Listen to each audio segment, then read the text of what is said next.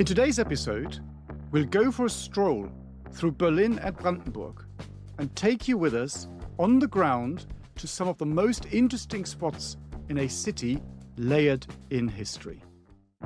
Welcome to World War II, Both Sides of the Wire, the podcast where we lift the lid, bust the myths, and explore the incredible history of the Second World War from the Allied and Axis perspectives. I'm Jesse Alexander, a public historian specializing in the history of the two world wars.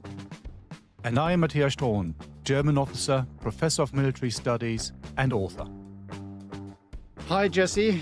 Here we are again. Another week, another podcast. So I think today we're going to be doing things a little bit different from the normal routine that we have, because we had the mini-series on the Battle of Berlin, and we had a number of people writing to us and asking us to spend a bit more time in Berlin and explore the city a bit more. There were some people who said they're going to go on holiday there, say, can we give them some advice and talk about our most favorite spots? Other people said, because we mentioned in the podcast, Berlin is such an interesting city. Can you talk a little bit more about the city itself? What happens to Berlin? What happens in Berlin? What are your most favorite places? So I think that's what we're going to be doing today. I mean, where do we start? Do we need to set the scene for something again? Or I'm just going to throw it to you because you're much better at this than I am. That's always my get out of jail card. Jesse, over to you. Right. Yes, it's a little bit experimental today. We wanted to spend some time, virtually anyway, on the ground with you in Berlin. We did have all this feedback, including specifically some requests for a couple of, let's say, early Cold War Berlin sites, which are connected to the Second World War, of course, as well.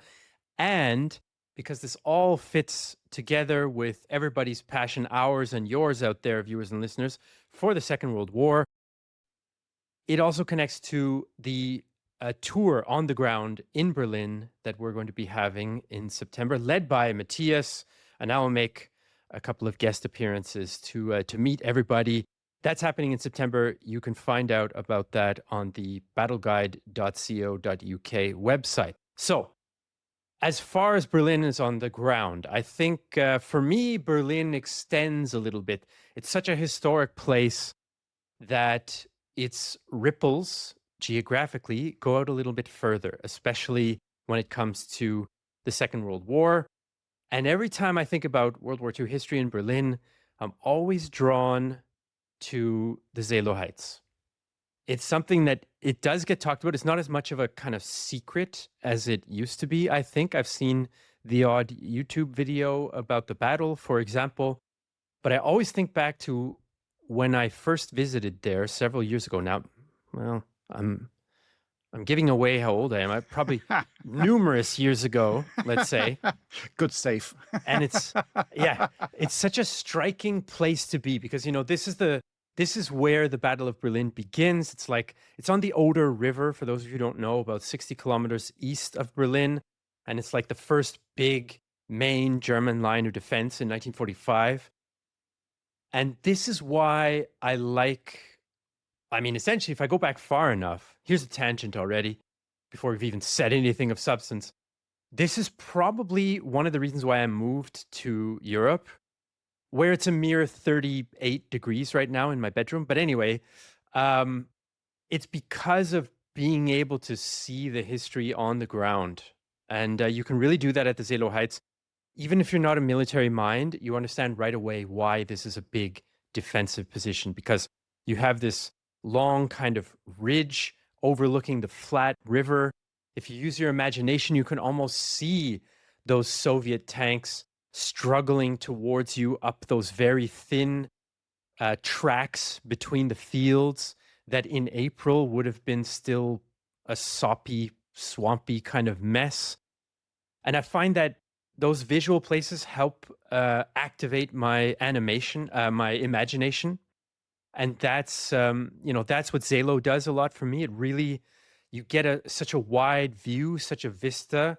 You can do that from the other side too, not only when you're standing on top of the heights, sort of in the Germans' shoes, but you can go down and go to the little villages down there like Oderbruch, or you can go down to the spot on a hill facing that called the Reitwein Spur, where Zhukov had his advanced dugout, where he's looking at the start. He's watching the start of the battle. You can go right there and sort of see it exactly through his point of view, if you will.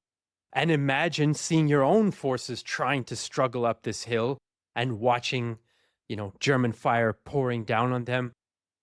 I don't know, being physically in the place is something that just activates my imagination so much. And that's one of the reasons why I really like giving battlefield tours, but also participating and going on tours as well, wherever I am. I think that's absolutely right. You're spot on. I spent a great deal of my working life walking battlefields all over Europe for exactly the same reason. You can read about these things and you can understand from a map and get a feel for the battle and what happened. But actually standing somewhere completely changes the experience, changes the picture. And very, very often you get these light bulb moments. You think, I've never quite understood what happened here and why they did it this way. And suddenly you stand and think, you know what, that makes perfect sense. And for me personally, in that respect, the most dramatic experience, not Berlin related, was at Kursk, the Battle of Kursk. When you always think about what happened there, we talked about this in one of our episodes. How could the Germans destroy all the Soviet tanks? Once you stand there on the ground, you've got a very, very good understanding. And as you said, Zelow is brilliant as well. Just think about standing there. If you take the Germans, kind of looking down into the Oderbruch, there's the swampy area there that they've got. You can see all these bridgeheads and you see all the Soviet troops. I mean, that's not a nice sight. And vice versa. If you're a Soviet and you're looking up the heights, last stop before Berlin, that's also a situation, a place where you don't want to be. So it's really, really powerful being in these locations, knowing the history and understanding it. There are basically, 2.5 places, I would say, that always send shockwaves down my spine when I go there, when I just see the sign. One's not Second World War related at all. That's Verdun. The second one is Stalingrad when I went there. And in the early days, I also used to get that in Berlin. But now I've studied Berlin to such a degree that I wouldn't say it's worn off, but maybe it's the opposite, because you realize there's so much other stuff that you can see and find. And you said this, walking the streets and walking around. I mean, and this is what makes Berlin such a fascinating place. Berlin is, I would say, not a beautiful city because too much has happened, too much destruction, also too much 1960s building since in concrete that still remain. But it's still a vibrant city. And it is so full of history. Wherever you go, just take a left turn or right turn and you bump into some history and you can tell another story or learn about stuff. It is so full. So if you're interested in history, I would say, unless of course you're interested in ancient history, want to go to Rome and see old temples. But for modern history, I would say Berlin probably is the place to be. It's just, there is so much. It is crazy. Every time I go there, I mean, I lived in Berlin for a while. You practically live half your time in Berlin. Every time I go there, I find new stuff that can just experience in that place. Absolutely fascinating. One of the things I like to do is to just randomly go on long walks or long bike rides with no plan through the city. Maybe not at rush hour, but at some quieter time on a Sunday or whatever, and just wander into cemeteries. They don't have to be a military cemetery. Of course, there are very impressive, very impactful military cemeteries and military memorials there. There are quite a few huge, imposing Soviet memorials. There's a very interesting one, I would say a bit of a lighter touch in a way than a lot of the sort of really dramatic, really large, what's the word I'm looking for? Not gigantic, but like really political, kind of making a huge statement. Monumental is often what the Soviet memorials are in Berlin, like at Treptower Park, for example. You have these huge statues and things. But there's a smaller one close to the Brandenburger Tor, right in the heart of the city, very close to the Reichstag, where the very last fighting is occurring. And it's an impactful one. It's kind of a semicircle. There's a couple of tanks out front. And that one is a little bit different. It's a little more reserved than some of the monumental, that's the word I was looking for, Soviet ones. And I find that interesting. But what I find most interesting of all are the random cemeteries that belong to whatever local German church, but that very, very often, I'm not going to say all of them, but most of the ones I think that I've stopped in also contain victims of the war. Sometimes they have a plot for Soviet soldiers killed in that street, that quarter, that block. Other times they also have German military killed, often unknown by this time in the war, and they often have civilians. So those civilian graves are also quite compelling oftentimes because you'll find all sorts of different things. You'll find elderly people who are killed during the fighting in 45, or you might find other people killed during aerial bombardments earlier in the war. In fact, just last month when I was in Berlin, I did live there as well in the past for about a year, but now I'm there regularly for work. I thought it was quite touching. I wandered, I think it was the Jacobi Friedhof, if I'm not mistaken. And there's a mother and a young child there, and they're victims of some of the aerial bombings attacks. So, it tugs at the heartstrings to see all these different stories coming together. There's not only tragic history in Berlin, but given that we're interested particularly in the military or war history of Berlin, those are the kinds of stories that I'm drawn to as well. So, Berlin's known for a lot of the big dramatic sites, but I find it's a lot of those, I'm not going to call them hidden gems because it's a bit flippant, I would say, but a lot of those little unanticipated human stories that are really around every corner. It's true, there's monumental things around almost every corner, but those little hidden ones I find quite rewarding to discover throughout the city. So that's my little. Columbia Dam is quite a large military cemetery as well, and that's a pretty interesting one to visit, I would say. It's interesting, isn't it? Because I spend a lot of time in cemeteries as well. I just go to cemeteries, and again, in some ways where they give you a good feel, not just for the city, but also for the people that used to live there. And you already mentioned quite a few. I mean, the Soviet one is interesting. It's also, from a history point of view, interesting. So that has started, as you said, close to the Reichstag, already in 1945. And when Berlin is then divided, that, of course, in the western parts is in the British zone of occupation. Yeah. And then there is an incident where a German who's against the partition and wants unification, all these things, I think it's in the 60s, tries to shoot at one of the Soviet guards, which then leads to the complaints by the Soviets, which then leads to the fact that at the back of the cemetery, you've got a little building, and that was the building for the Royal Military Police. Because all the way till the wall comes down and Germany is reunited, you then have the British military police guarding the Soviet soldiers standing there at the cemetery. So stuff like this can probably only happen in Berlin. Maybe perhaps to a degree in the early days in Vienna as well, but afterwards only. Yeah, I was just going to say only in Berlin can you get something like this. So where the different sides of the Cold War really meet. So that's fascinating. And you mentioned a number of the other cemeteries. I mean, perhaps if I give you my top three here. Lilienthalstraße, that's an interesting one. So that is not far from Tempelhof. They also have a military cemetery there. You also got the kind of the central place of remembrance for everything official to do with Second World War remembrance.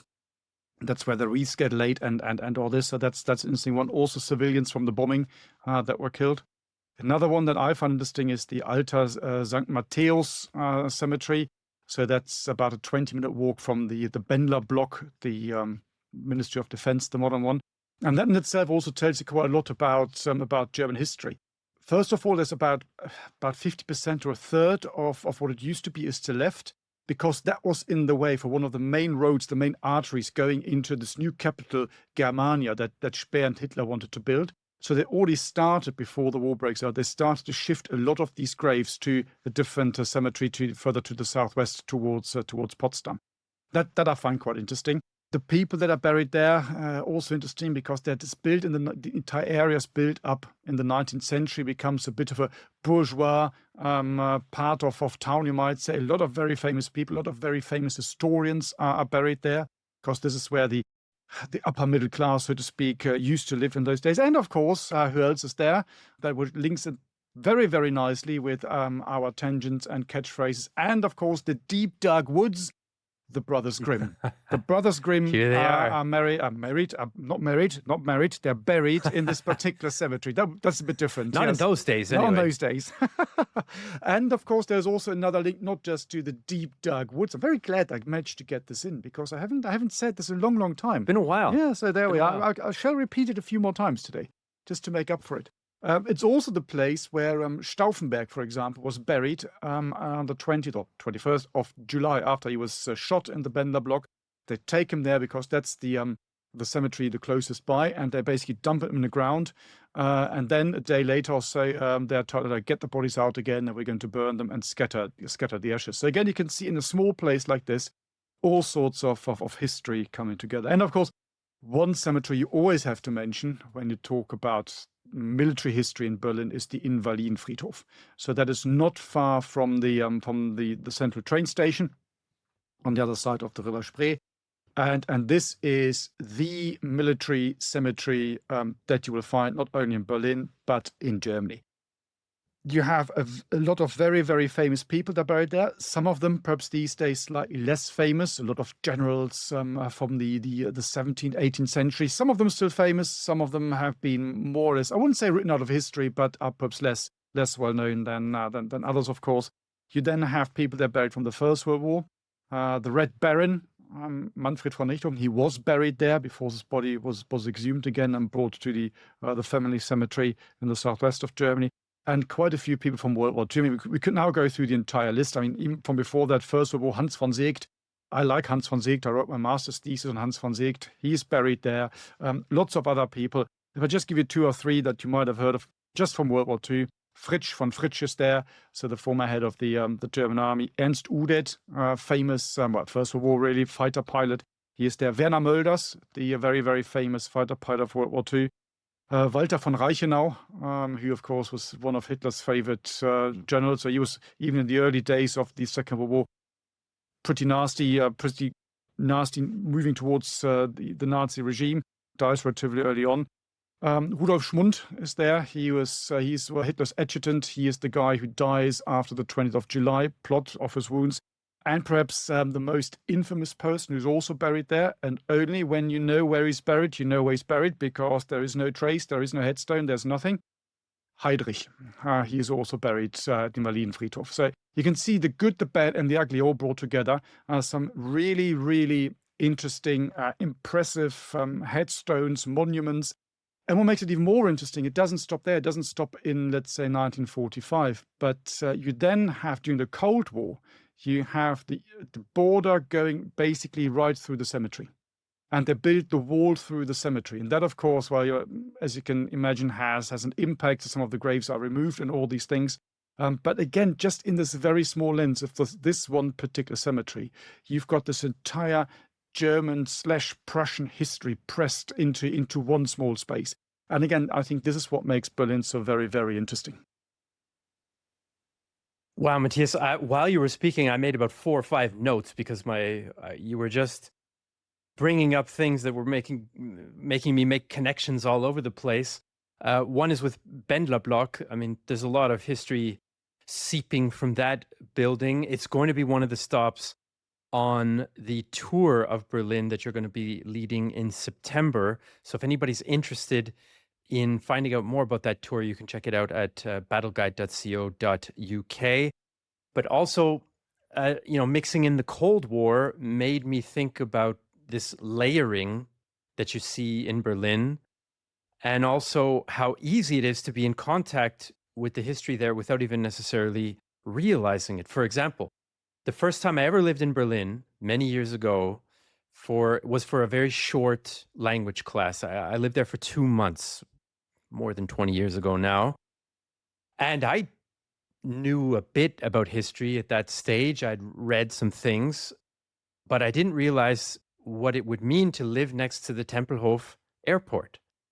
and all that went along with that, because it's got a Nazi history. You can still see some of the buildings around the airport. It's not used as an airport anymore. It's like a recreation area now where people go to hang out and jog and bike and have picnics or have impromptu techno parties or whatever. Berlin's pretty good for that. And next to it, though, some of the buildings that belonged to the airport, they still have like Nazi eagles on them, sort of overlooking this new, relaxed, free use for a much different German society.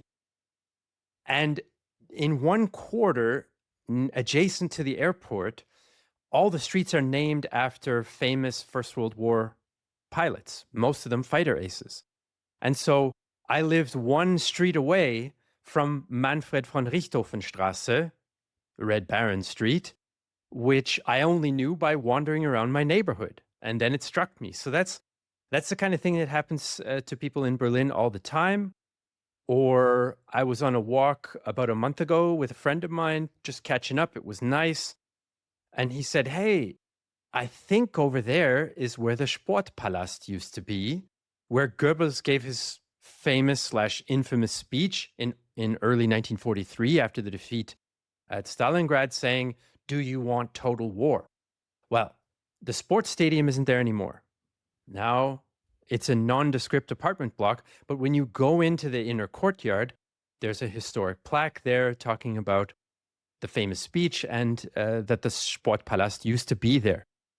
And we were just going for a walk, and it happened to trigger something for him, and then we went there and checked it out. And the last, on this particular multiple tangent rant, I don't know what to call it, the last thing I wanted to mention was when I then lived in Berlin for a year and really got my German rolling, let's say, I lived in a street called Frankfurter Allee, which is in the former East Berlin. And it used to be called Stalin Allee, after the one and only Joseph Stalin. And it became a symbol of the Soviet victory and of the sort of supposedly better and communist East Germany. So this was essentially the parade street for the East German government, and they'd have their military parades there and celebrating this and that and the other thing, and May 1st and all the rest of it. And I lived in one of the model apartment buildings. So they'd have their parades in front of these new apartments that were built in the 1950s to show the peak of communist Germany's ability to provide for its citizens, right? And I can tell you that I'm sure they were better than living in bombed out ruins of Berlin in 1945 till whatever, 1950. But by modern standards, and even by 1950s, Western or American standards, there was the walls are fairly thin. Let's put it that way. They weren't necessarily built to last. But it was a fascinating experience to come in and out of my apartment building every day, hearing everything the neighbors for about 3 apartments down the line were saying and doing, and they called the cops on us because they could hear our dinner party because the walls are so thin and all the rest of it. But every day coming in and out, seeing this Frankfurter Tor, these 2 big gates standing up there, and being reminded of that every day, being reminded that this isn't just a place to live. This had a historical political function. And I thought about that every day. And it was a kind of, for a guy from a very, very small town, even the outside of a very small town in Canada, that's something that leaves an impression. And it's fascinating when you drive down. So it's former Steinallee, now Karl Marx Allee. That's, of course, it going to the Frankfurter Tor, as you mentioned. Again, there is so much there. It's completely changed its face. You can't recognize it from what it looked like before 1945. Basically, it was a slum area, wasn't it? It was worse than the East End of London. So absolutely horrendous, absolutely awful. And now it's, the Karl Marx Allee is quite nice. But that's of course, the main boulevard, as you explained, of the former East. So they try to build something nice. All the other buildings are perhaps slightly less so. But it's all part of the history. And it's really still worth wandering through and getting a very different feel for the area than one you would have got before 1945, but still absolutely fascinating. And What do you make, by the way, if you don't mind me asking, what do you make of the building, which is now a historic site that can be visited, where the Wannsee Conference took place? I mean, now we're jumping around, but just to these impactful, important spots, because the reason I ask you in particular about that site is because, I've cycled out there a couple of times, and I don't want to exaggerate, but it's a very pretty spot. It's a very pretty grounds. It's next to the water. And I felt a strange, contrast knowing that that's where the so-called final solution gets discussed. And in the midst of this, not fully idyllic, but this very pretty Yeah, setting, it's a bit of a strange contrast, isn't it? it is. And as you say, it's one of the nicest parts of Berlin. So it's in the southwest of Berlin. And like most European cities, when you go west, that's where you get the fancy part of town. And in Berlin, it's the southwest. It's just very, very nice. You've got the lake there. That's where it gets the name from, Lake Wannsee, the biggest lake. And it's just a beautiful villa. And then you step in there, and of course, you have this very, very good. It's not a museum, is it? Because there's not much to show, because this conference only took about an hour and a half. But it's a documentation center, an information center. And they've done that really well. And I mean, that whole story is also a fascinating one, isn't it? Because we only know about this conference because one of the transcripts of the discussion wasn't burned by Luther, one of the guys from the foreign ministry, who's then later arrested and put in a concentration camp. So it's a very, very long story. If he destroyed this, no one would have known it had taken place. And that is quite interesting. The story of the building itself is very interesting, because a lot of people think it belonged to a Jewish industrialist and was seized by the SS. Well, that is actually not true. So it belonged to someone who made quite a lot of money. He then has all sorts of problems. There are corruption charges, and it's actually bought by the SS to become their center in Berlin. And after the war, for many, many years, it's a community center. It's, I think, an SPD, so the German Labour Party, kind of visiting conference center. And I think all the way to the mid-1980s, I don't know the exact year, I don't know if you know it, but something like this. And only after that, they realized, oh, well, we need to do something else and different with it, which also tells you quite a bit about the view and the understanding and the way you engage with history in Germany. So that also makes it really, really interesting. Yeah, I think that's something that might not be obvious at first glance for a lot of people. This is something that came up on a battlefield tour I recently gave of the Western Front, First World War. We were talking about cemeteries. And when I was saying, the way the cemetery looks now is not the way it looked in the 20s, 30s, 40s, 50s, 60s, and 70s. It was redone, or the graves were lost, but then they put up, memorial stones, or they had individual wooden crosses that are now replaced by headstones that are looked after by a commission, and so on and so forth. The memory of history changes over time, and how we choose to commemorate things also changes over time. And historic sites are interesting for that reason. Often, in the years after the event that we now associate them with, they are not revered historic sites. They are used for whatever practical purposes for a long time. It says something about how difficult it is to process history, and it says something about the choices that we have to make about how to remember history and what we do with sites that are connected to history. Another one in Berlin that's, I think, gives cause for reflection, in addition to Wannsee, is the Holocaust Memorial right in the center of town. It's also not that old. I think it's about 20 years or so. Maybe I'm off, maybe 25.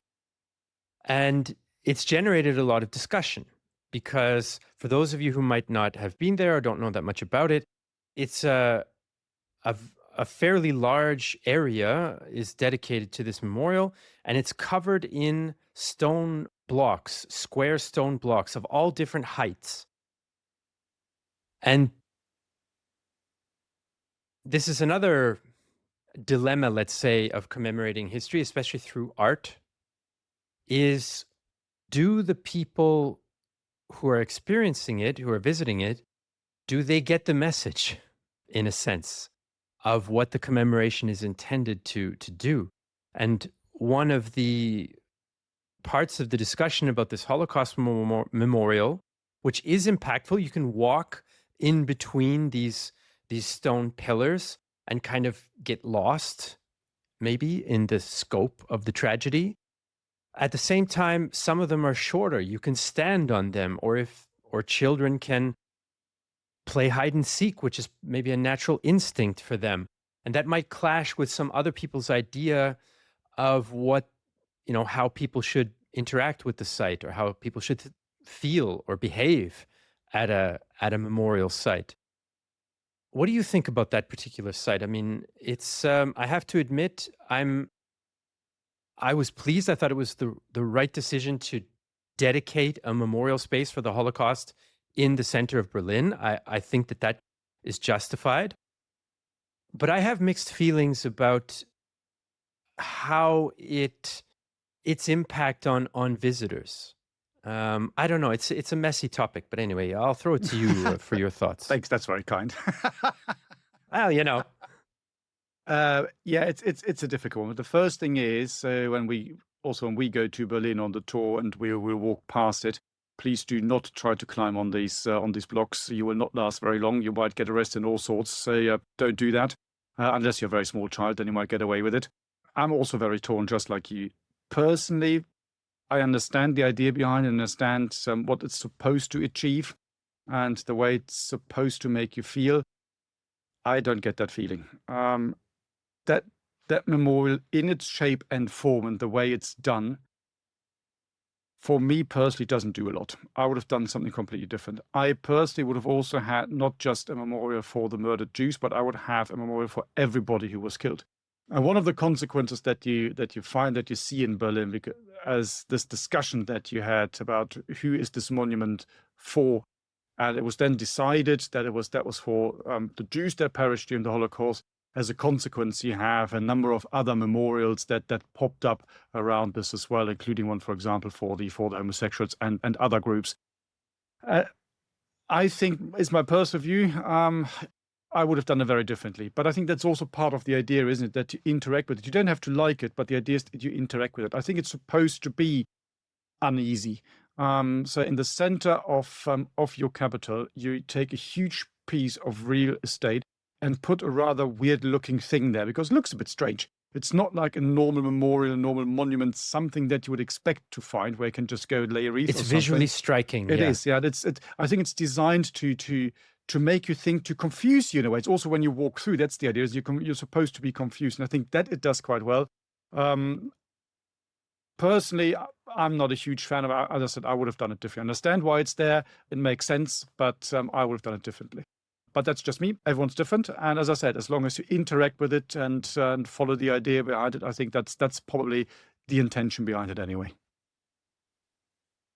Yeah, and so you have some abstract memorials to history like that, and then you have some historic sites that are really quite, the word authentic is overused, but that survived the war and they're still there, and we don't need something abstract. We're right there where things happened.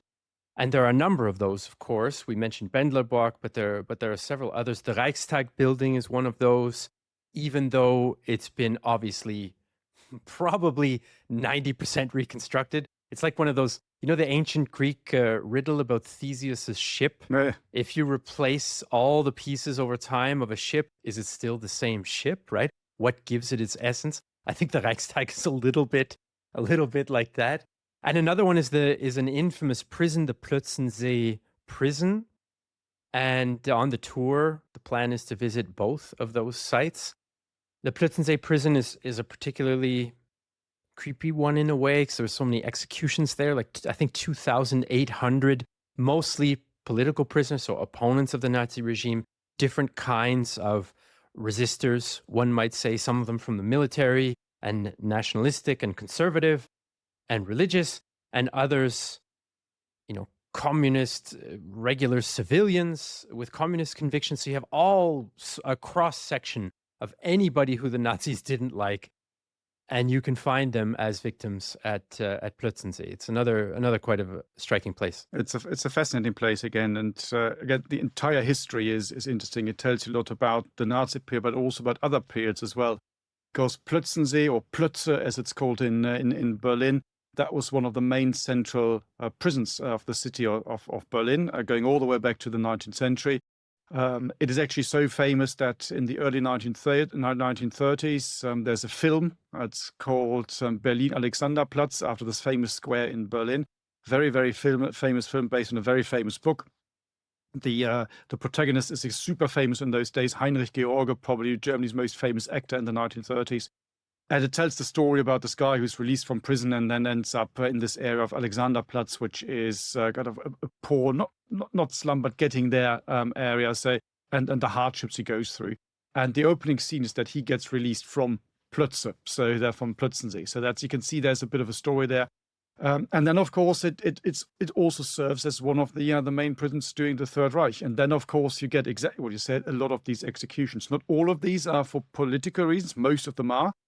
You also have a lot of foreign workers, slave labor that were brought in. If they did whatever the regime didn't like, they would get beheaded. If you went around looting during an air raid, you would get beheaded. So all these people were taken there as well. And of course, it is very, very closely linked also to the executions after the 20th of July. So the plot to kill Hitler. A lot of people there killed by an axe or the guillotine, because that's what they normally used. But they also had this really nasty device where they would just basically hang up people on this piece of wood and just let them hang there, and while their feet nearly touching the ground. So pretty nasty. Apparently it was filmed. Apparently Hitler used to watch that time and time again every night to see how these people died. You also had this mechanism that while this piece of wood would basically swing up and down. So if someone managed to touch the ground, he would basically try to stand still, and someone else would go up in the air. So it's a seesawing effect. So really, really nasty stuff that happens there. And there's still a prison there today. So it's still part of this whole prison experience, if that is the right word. Jeez, yeah, that's quite the euphemism. Sounds a bit weird, doesn't it? But you know what I mean. It's and when you walk in there, you got it's now very nice done, that part, because of course that's set apart from the official prison. But it's a very nice place to commemorate, and a very good exhibition there as well on the all these people that were killed and executed, and quite harrowing. Indeed. On perhaps a slightly lighter note, I mentioned also the Reichstag as being a building that was there at the time. And that's one of the spots that I find most compelling for different reasons. One is that you get a sense of why the building was attractive to Soviet propagandists, to be made into kind of a symbol of, well, we're going to capture the enemy capital, and then we're going to capture the biggest, most imposing looking building in the enemy capital, and we're going to have this, play a role in our propaganda, even though, as we've said during our Berlin series, it's not really an important building anymore politically. It's just a physical symbol.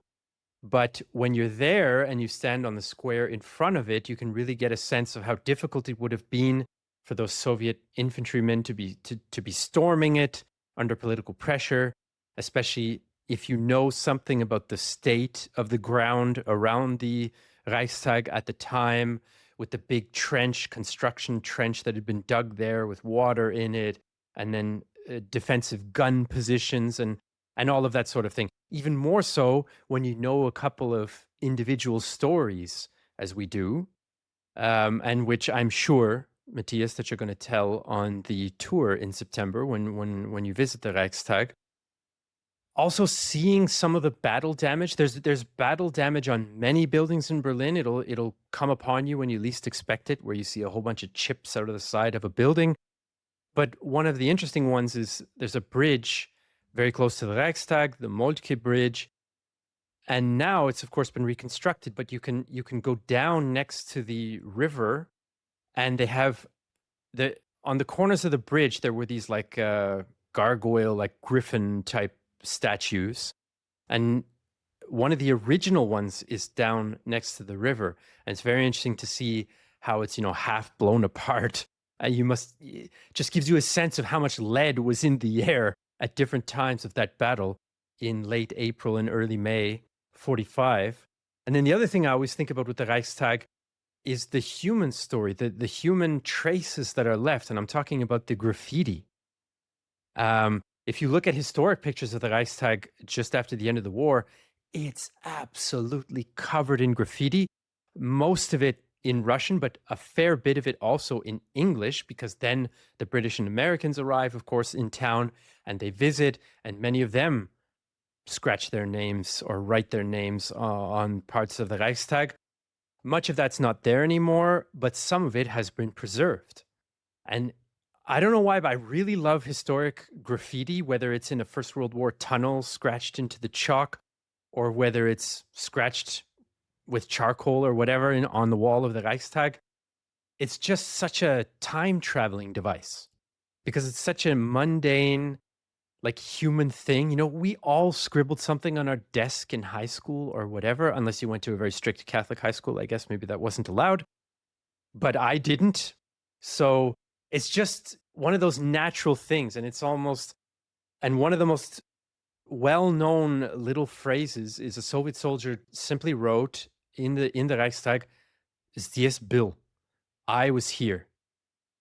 And it's almost like a revolt against death, right? And he'd probably seen a lot of death, having fought all the way to the Reichstag, saying, no, I exist. And you know what? I'm going to exist for a long time in someone's imagination, because they're going to come and read this.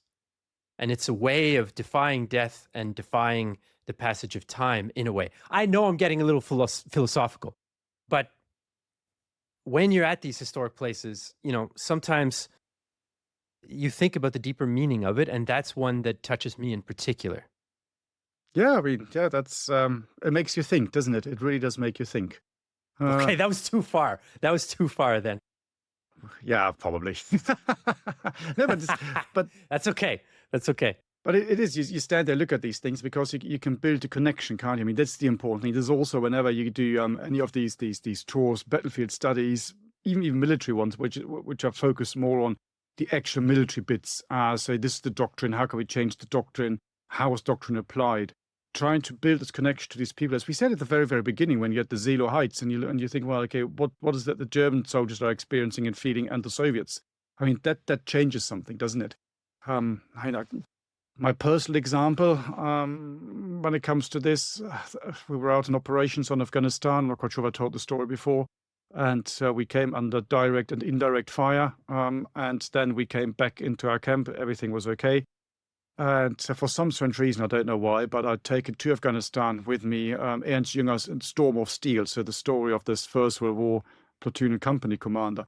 And I remember it was probably the fifth time I'd read this particular book. And before that, you always read, well, we're sitting somewhere in the dugout and there's 2 weeks of artillery bombardment. And you just read over this in one sense, yeah, well, that wasn't very nice, but you just keep going. But just having been under fire for some time, and that was nothing compared to what you experienced on the Western Front of the First World War, I read this in a very, very different way.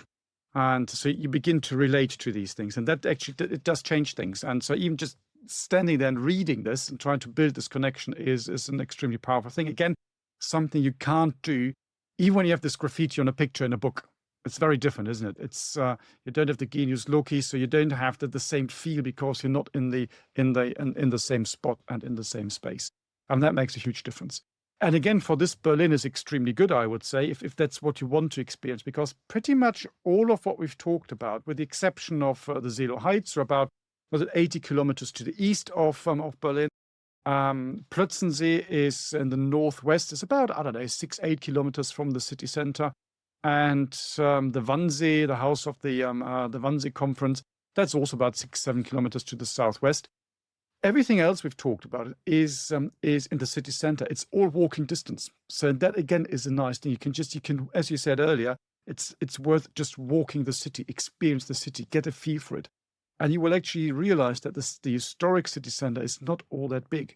And you walk from the Reichstag via the Brandenburg Gate, via the monument to the murdered Jews. You go to the Führer bunker, which we haven't really talked about yet because there's not much there anymore. And then you continue to walk further down south, and you walk to the House of Topography of Terror. This is where the Gestapo and the Reichssicherheitshauptamt were. You hit the wall as well. On that walk several times, you walk from east to west, west to east, without even noticing it these days.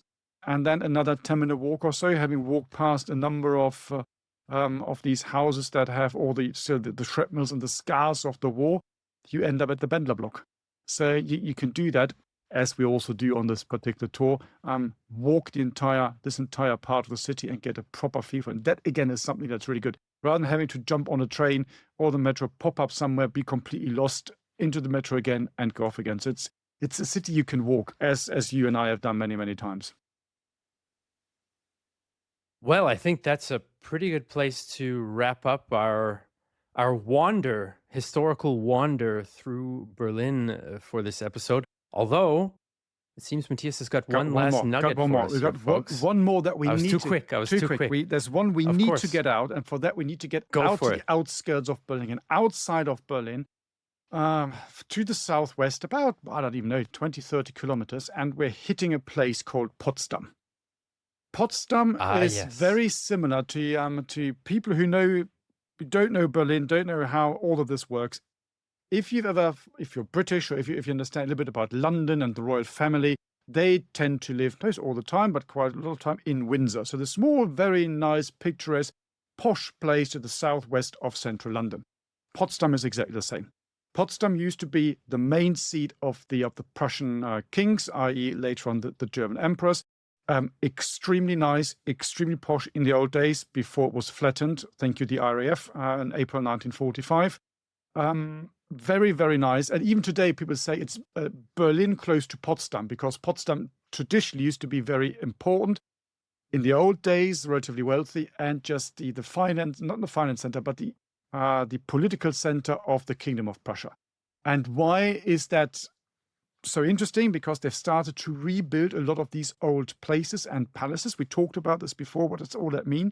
This idea of getting history back, how do you interpret history? So that the city palace has been rebuilt. It now is the seat of the Parliament of the state of Brandenburg. And of course, in particular, the city of Potsdam, which is now the capital of the state of Brandenburg, is linked to, of course, our main character of this podcast, and you can't get away from it. Here it is. There's a long build-up. The man who apparently, which is completely wrong, brought the potato into Germany and Prussia, which is not true. Frederick the Great. That was his place. That's where he was. He built a number of palaces there, two in particular. Sanssouci, that's the famous one, this very small one.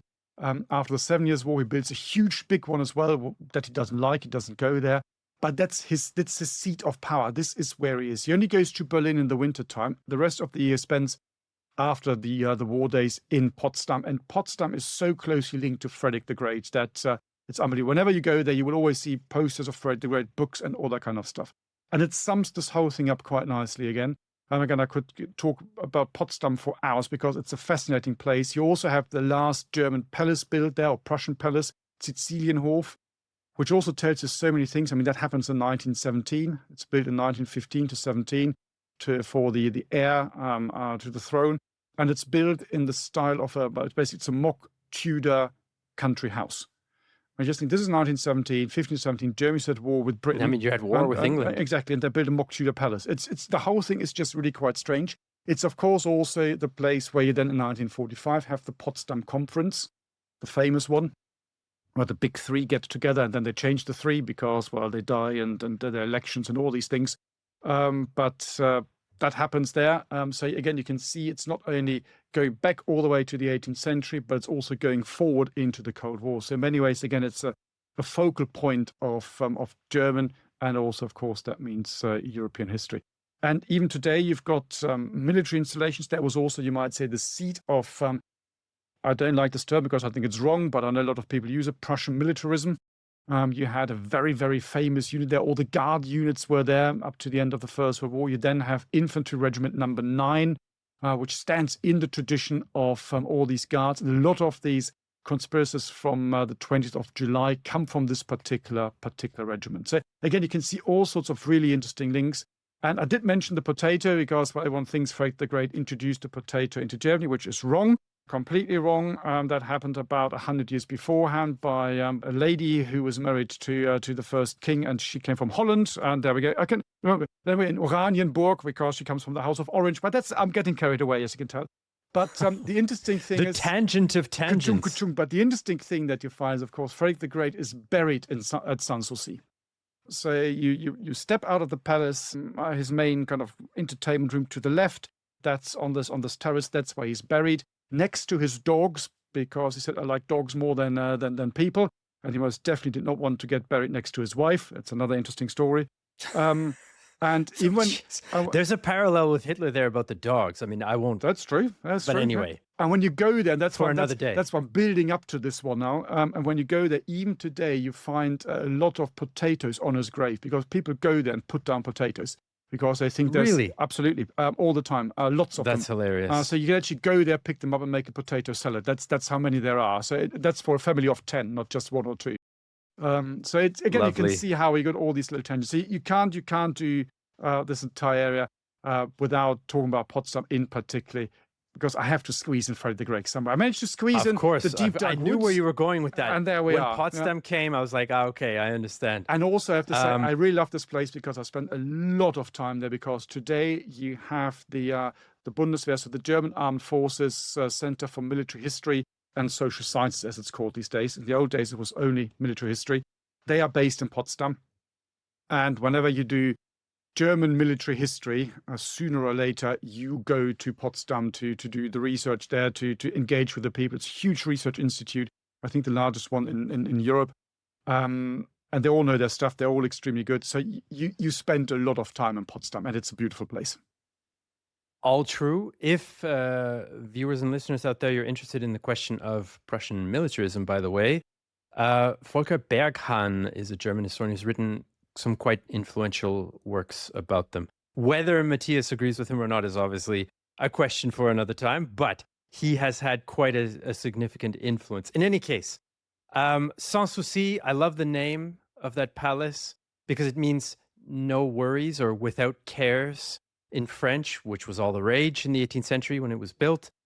And I can say the subsequent history of Prussia is everything but without worries, and that Potsdam is a very interesting bookend between, the rise of Prussia as a European power and then the end of Prussia as a European power of any kind in 1945. So quite the interesting circle of history there, as one can say for many other places in Berlin. So if our discussion today, with all of its tangents and my philosophizing and Matthias's excursions about potatoes and everything else, if that interested you and you think that you too would like to join Matthias on the ground in Berlin in September, and I'll drop by and say hello, so I will be around from time to time, you can go to battleguide.co.uk and get some more information about the tour and book your spot as well, because it's going to be a relatively small tour,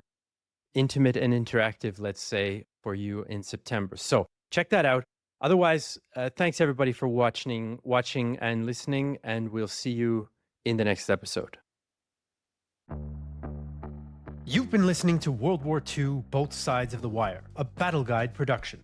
To support the creation of future episodes, consider joining our dedicated supporter community, where you can enjoy exclusive benefits and connect with like-minded individuals. For more information, please see the show notes, and if you appreciated this episode, please leave a review on your chosen podcast platform. Thank you for listening.